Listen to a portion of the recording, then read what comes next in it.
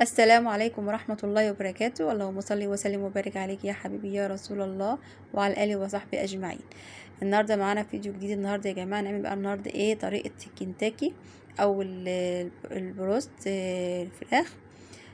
زي ما انتم شايفين انا صنفت لهم وعملت لهم، بصوا كأنهم في مطعم كنتاكي بالظبط يا جماعة. زي ما انتم شايفين عملت لهم برضه صوص الريزو والتومية. ولادي بقى كان نفسهم في اكله كنتاكي. قلت لهم لا، بدل ما نروح تعالوا لي بقى كده، بدل ما تروحوا تشتروا بالشيء الفلاني، لا انا هعمل لكم هنا في البيت بقى. طبعا يعني ايه، هعملها لكم بقى زي كنتاكي واحسن كمان.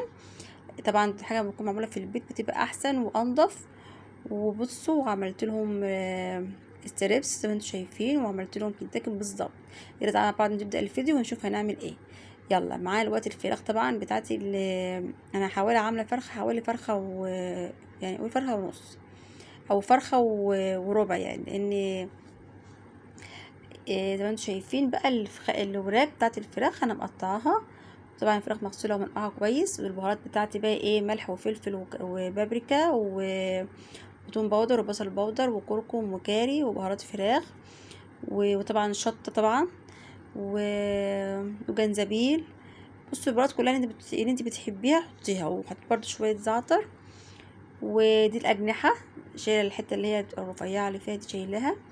ودي الصدور اللي هي الستريبس يا جماعه اهي مقطعه. شوفوا بقى اهم حاجه اللي في خدي يا جماعه، الوراك لازم تقطعها بالشكل ده، تعملوا فيها فتحات كده عشان يعني تدخلوا السكينه في الوراك علشان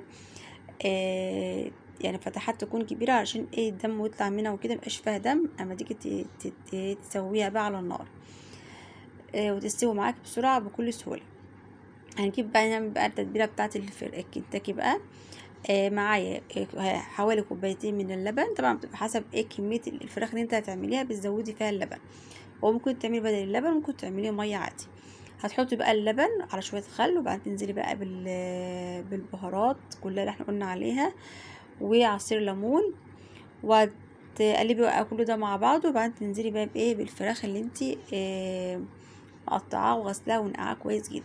طبعا نقعتها بخل وملح وليمون ودقيق، عشان تبقى نضيفه كده، مبقاش فيها اي ريحتها حلوه، مبقاش فيها اي دم ولا فيها اي حاجه. زي ما انتوا شايفين هي نضيفه. وطبعا بتشيلي برضو ايه الجلد منها برضو، ما تعملهاش بالجلد بتاع، شيلي الجلد منها. واهم حاجه يا جماعه زي ما قلت لكم تعملوا فيها فتحات. شايفه ده النص التاني من الورك، اللي هو النص الكبير بتاع الورك ده بتعمل لازم فتحات كده عشان تستوي معاكي بسرعه. لان طبعا انتوا عارفين بيبقى فيها عظم، وطبعا الحته يعني النص التاني من الورك بياخد سوا كتير عن الدبوسه نفسها. هتحطي بقى كميه الفراخ كلها اللي معاكي، وهتقلبي بقى كله هتقلبيها كويس جدا في التتبيله. ويا ريت ويستحسن كمان تكوني تعملي الطريقه دي، تعمليها بالليل، يعني تعمليها على بيات عشان تحطها في التلاجة بقى الفراخ تشرب من التتبيله وتبقى حلوه معاكي. بس انا في اليوم ده بصراحه انا عملتها في نفس اليوم، بس حطيتها في التلاجة من ساعتين ل3 ساعات في التلاجة. يعني كل ما تقعد اكتر كل ما تطلع معاكي بنتيجه احسن. والشطه بقى بتبقى زي ما انت عاوزه سبايسي بقى، تكتري لها الشطه. عايزاها تبقى عاديه عشان الاولاد يعرفوا ياكلوا منها، تخليها ايه متوسطه. انا كنت عامله متوسطه، ما كانش يعني ايه حر قوي. هتغلفيها بقى زي ما انتم شايفين بقى باي حاجه كاس عندك، وتحطيها في التلاجة لغايه ما تيجي تشتغليها بقى تاني يوم بقى. اهم حاجه تنقعيها شويه، ما ينفعش تشتغلي منها على طول عشان تبقى ايه مظبوطه معاكي. بعد ما جيت بقى عشان اجهز بقى معاكم الصوص بتاع الريزو اللي هو بتاع كنتاكي بالظبط يا جماعه. بصوا جربوه بالطريقه بتاعتي تحفه، احلى والله العظيم اللي بنجيبه من المطعم. هتجيبي معايا شويه كاتشب، طبعا بتعملي الكميه حسب ما انت عايزه. ده الصويا صوص زي ما انتم شايفين. هتحطي حوالي معلقه عسل نحل. هتحطي توم باودر، بصل باودر، شطه.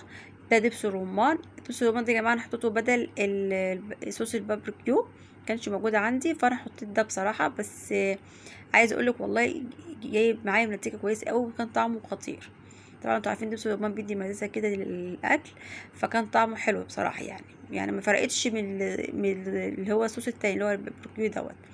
فانت ايه وتحطي بقى شويه معلقه خل، مكتريش خل، يعني معلقه واحده خل. والبهارات بتاعتي اللي تحطيها بقى شطه. طبعا الشطه ديتي بديل صوص كده بيحطوه في المطاعم، بيبقى حار شويه، فده بديل له، فبديل ليه يعني. فهتحطي بقى ايه البهارات بتاعتك، قلنا شطه وتوم باودر وبصل باودر، وممكن ايه شويه بابريكا برضو. خلاص هتقلبي بقى كله مع بعضه. وعايزه اقولك كان طعمه والله بجد جميل اوي، جربيه يا جماعه بالطريقه ديت. وممكن تعمليه زي ما انا عاملاه بصي صوص بس من غير دبس الرمان حتى، او ممكن بدبس الرمان برضو من غير يعني. بصوا هو كله شغال يعني. زي ما انت شايفه حطيت توم باودر وبصل باودر.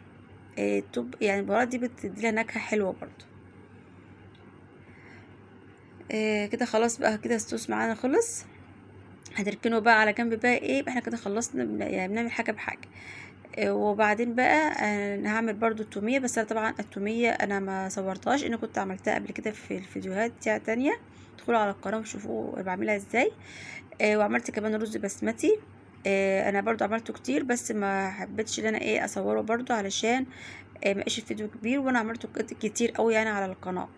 فاللي حابب يشوفوا ايه يدخل على الفيديوهات ويشوفها على القناه بتاعتي. و وكمان انا قلت يعني حبيت ان انا اصور لكم بس طريقه العمل الكنتاكي بس وصوص الريزو. وهتشوفوا بقى معايا في اخر الفيديو بقى ايه انا عملت يعني شكل الناي بقى في الاخر. جينا بقى دلوقتي بقى، جيت بقى عشان بقى خلاص بقى هقلي، هشتغل فيها للقلي. جيبي معاكي بقى بوره تحطي فيها شويه ميه ساقعه قوي مع تلج. ده اهم حاجه يا جماعه، ميه ساقعه قوي مع تلج. والدقيق بقى هتبهريه بالبهارات، نفس البهارات اللي انت حطيتها في الفراخ هتحطيها في الدقيق. ولو انت عايزاه بقى سبايسي زي ما انا قلت لك، ممكن تحطي برده زودي الشطه شويه في الدقيق عشان تطلع معاكي حراقه شويه. ده اللي بيحب يعني ايه الحاجات تكون سبايسي يعني. هتقلبي بقى البهارات زي ما انت شايفه كده في الدقيق. وهتجيبي بقى الفراخ، هتجيبي قطعه بقطعه وتحطيها في الدقيق الاول. وانت بتحطيها في الدقيق بقى بصي يعني قلبيها شكل عشوائي كده، يعني قلبي كده يعني بسرعه بسرعه عشان ايه تطلع معاكي الشكل اللي انت بتشوفيه بتاع كنتاكي. وبعدين هتحطيه في الميه الساقعه اللي بتلج، هتقلبيه وتسيبيه كده حوالي يعني ثواني كده. وبعدين تقوم حاطاه تاني في الدقيق. ممكن تعملي الخطوه ديت يعني ممكن تعمليها يعني مره واحده، او ممكن تعمليها مرتين زي ما تحبي بقى. وانت بتعمليها في المره دي بقى في الدقيق تاني، تحاولي انت بقى ايه تعملي شكل عشوائي يعني ايه. تنطري كده الدقيق مع الدبوسه علشان تطلع معاك الشكل اللي انت بتشوفيه ده. ممكن تعمليه لو انا عاملاه كده ممكن تعمليه في كيس، تجيبي كيس تلاجة يعني، وتحطي فيه الدقيق وتحطي فيه الحاجات وتقلبي بقى هيطلع معاكي برضو وهيبقى سهل برضو معاكي. بس انا قلت ان انا اعمله في بوله عشان تشوفوه يعني وانا بعمله. يعني ممكن تعملي كده وممكن تحطيه في كيس وتعملي ترفضي الكيس كده في الفراخ في الدقيق، هيطلع معاكي نفس الشكل. انا قلت معاكم كذا واحده كده، وبعدين ايه تشوفوا بقى وانا بقى ايه واحنا بنقليه هنقليه ازاي. الطريقه دي يا جماعه سهله قوي وبسيطه والله، بصوا تحفه. بس اهم حاجه يا جماعه تاكلوه هو سخن. عايز اقول لكم لازم الكنتاكي تاكل هو سخن، لو سبتيه يبرد مش هيبقى حلو معاكي وهينشف قوي. لا انت حاولي انت يعني تعملي ساعه الاكل بالظبط يعني يتقلى وعلى الغدا على طول. ولو مثلا في حد لسه مثلا مش هياكل معاكم وهتسيبيه مثلا، ما تقلوهوش الا ساعه لما يجي ياكل يعني عشان يبقى سخن وحلو، يحس بطعمه كده يعني. هو طعمه مبقاش حلو هو ولا هو سخن بصراحه. فانا قلت بقى معاكم كذا قطعه كده. وبعدين ايه والستريبس برضو يا جماعه برضو هتيجي تعمليه اللي هو انا ما حبيتش انا احط الصدور بتاعه الفراخ قطعه كبيره زي ما بتشوفها في المطاعم. انا بتبقى ايه ناشفه كده شويه. انا حبيت ان انا ايه اقطع الصدور زي صدور تبقى ستريبس كده، بحيث ان هي تبقى قطع رفيعه شويه وتستوي معاكم بسرعه وبتبقى احسن. فعايزه اقول لك اعمليها بالطريقه دي احسن بدل ما تعمليها القطعه الكبيره دي. كفايه اللي وراكي انا تقطعيها تبقى حلوه، والصدور نعملها ستريبس كده. جهزي بعد كده لما تخلصي بقى طريق الدقيق، مرحله الدقيق بقى. تشوفي معانا بقى الزيت بقى يكون غزير يا جماعه، يعني عايز اقول لك اخدت معايا ازاي الزيت كامله. والزيت يكون ماهوش لا سخن قوي ولا بارد، يعني يبقى ايه، متوسط. درجة الحرارة بتاعته تكون متوسطة في الاول، وبعد كده تهدي النار شوية، يعني ما يكونش، لان طبعا لو حطيته زيت سخن قوي هيتحمر بسرعة من غير ما يستوي. انما انت لما تحطيه في نار تكون يعني سخنة، درجة حرارة متوسطة، وبعدين تهدي النار شوية في وسط كده، هتبقى ايه، مظبوطة معاكي. طبعا كنت في الوقت دوت كنت بجهز المصفى اللي انا احط عليها الفراخ بعد ما ايه، ما تتحمر، تتصفى. ما تصفيهاش على مناديل، صفيها على يعني على مصفى، اي مصفى عندك تكون يعني ايه، لا قعد او تكون يعني مصفى تكون ايه، بلاش يعني اي مصفى عندك فبلاش، او شبكة بلاش ايه، تكون حاجة فيها مناديل عشان ما يطرش منك، يفضل بياخد القرمشة بتاعته. وبتقلبي بقى، بس متقلبوش لما الطبقة اللي تحت تكون يعني نشفت شوية، تقوم مقلباه. وده الشكل يا جماعة، يعني ده كنت نقليت شوية، ولسه كان لسه الستريبس بقى. شوفوا شكله جميل ازاي، عايز اقولك تحفة. بس عايز اقولك والله التصوير ظلمه بصراحة، وفي الحقيقة احلى من التصوير. وده عملت الرز اهوت، رز بسمتي بالزبيب. ادخلوا على القناة وشوفوا طريقتي في عمل الرز البسمتي. وده الستريبس اهو يا جماعه، اخر الدور بقى كنت خلاص بقليه، كنت خلاص هغرف الاكل، وكنت عامله بطاطس مقليه برضو جنبها، ورشيت عليها كده بابريكا وملح بس. ممكن لو عندك مرقه برضو بتحط عليها، بتبقى تحفه، بس انا ما كانش موجوده عندي. وبتطلع برضو مقرمشه وجميله. وده الصوص الرز اللي احنا عاملينه. هنشوفوا بقى الشكل النهائي بقى في الاخر بعد ما عملته.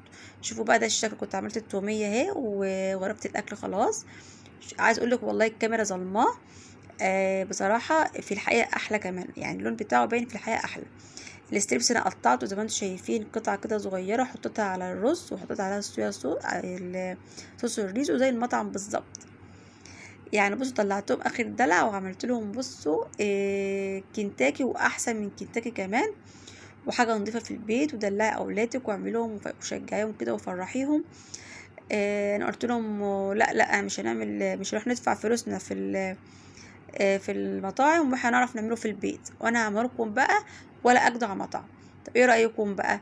والله بصوا كان طعم. انا كنت بدوق في الوقت دوت، حطيت الصوص الريزو على الرز، بتحط صوص الريزو على الرز زي المطاعم كده، وبتاكليه بقى مع الفراخ. بصوا طعمه جنان، تحفه بجد، جربوه يا جماعه. وهنا كنت بوريكم بقى الفراخ قلبها من جوه عامل ازاي، مفيش فيها دم يا جماعه والله، ومستويه، كان طعمها جميل. شوفوا ده مفيش فيها اي حاجه والله، وكانت مستويه. اهم حاجه تقطعيها زي ما انا قلت لك قبل ما التتبيله، بتقطعها شرايح، شرحها كده بالسكين للعظم. زي ما انت شايفه اهو، ده الشكل النهائي يا جماعه. ايه رايكم؟